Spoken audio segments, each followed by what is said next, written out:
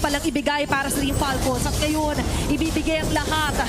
Pangatlong Lord ang kanilang paglalabanan. Kyle TZ nagtatago habang si Curl TZ naman ay kadikit pa rin ng Lord na kanilang hindi bibitawan. Ito yung Black Dagger form, classic para kay Sanford.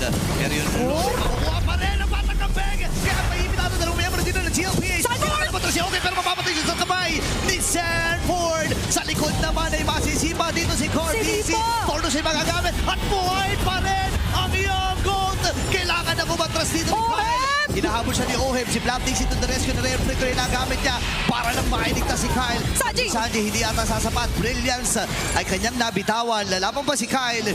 Unti-unti na napapangiti. All lines are covered. Apat ni Black TZ pa ang atakihin! Not napatay si Black TZ.